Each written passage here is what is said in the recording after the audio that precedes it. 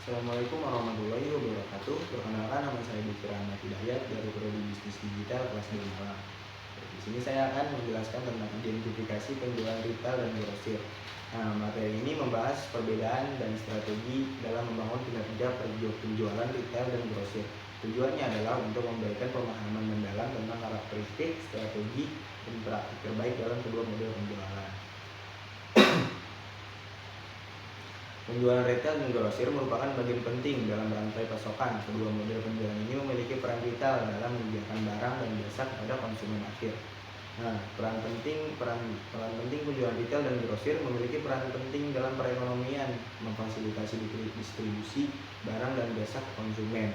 Nah, lalu yang kedua adalah pemahaman mendalam, memahami karakteristik, strategi, dan praktik terbaik dalam penjualan retail dan grosir.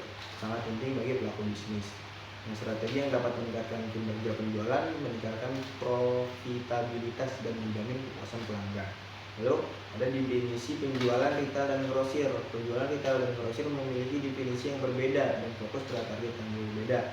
Contoh penjualan retail. Penjualan retail adalah proses penjualan barang dan jasa pada konsumen akhir untuk digunakan sendiri, bukan untuk dijual kembali. Nah, sedangkan penjualan grosir adalah proses penjualan barang dalam jumlah besar kepada pedagang atau pengecer atau bisnis lain untuk dijual kembali. Perbedaan karakteristik penjualan retail dan grosir. Penjualan retail dan grosir memiliki karakteristik yang jelas berbeda, meliputi target pasar, volume transaksi, dan strategi pemasaran. Kalau misalnya target pasar retail itu kepada konsumen akhir, sedangkan grosir itu kepada pedagang, pengecer, dan pembisnis yang lain. Lalu volume transaksi. Kalau volume transaksi retail itu lebih kecil, sedangkan volume transaksi grosir itu lebih besar.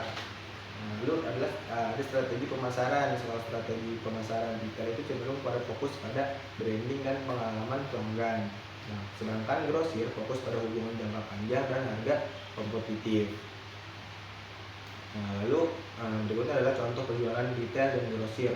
Contoh penjualan retail dan grosir dapat ditemukan di berbagai sektor, termasuk makanan, pakaian, dan elektronik. Contoh penjualan retail adalah seperti warung Madura, lalu ada Alfamart, Indomart, dan lain-lain. Sedangkan contoh penjualan grosir itu seperti Hypermart.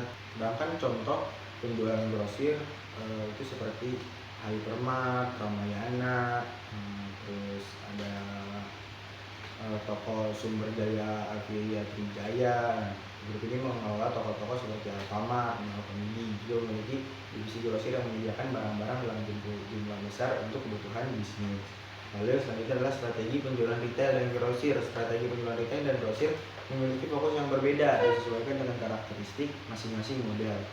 Nah, kalau misalnya strategi retail itu fokus kepada branding, pengalaman pelanggan, dan marketing yang efektif. Sedangkan strategi grosir fokusnya kepada hubungan jangka panjang, harga kompetitif, dan logistik yang efisien. Nah, strategi membangun kinerja penjualan retail. Strategi ini membangun kinerja penjualan retail meliputi aspek branding, pengalaman pelanggan, dan strategi marketing yang efektif.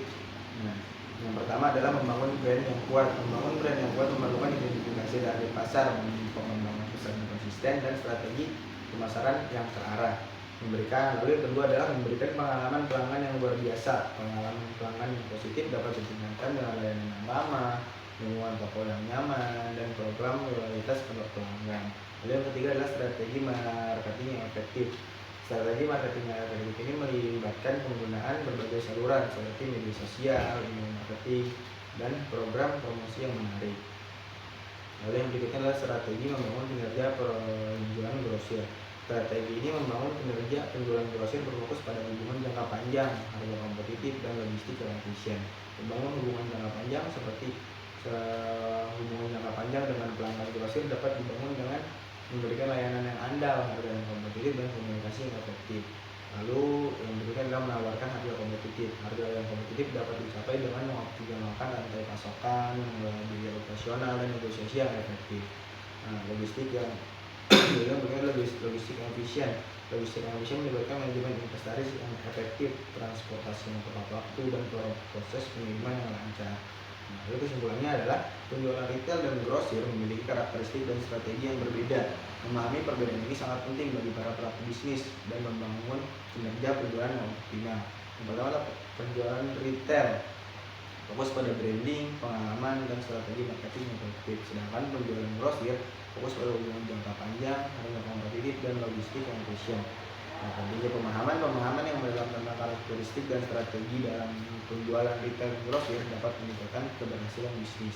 Mungkin itu saja yang dapat saya sampaikan, kurang lebihnya mohon maaf. Sekian dan terima kasih. Assalamualaikum warahmatullahi wabarakatuh.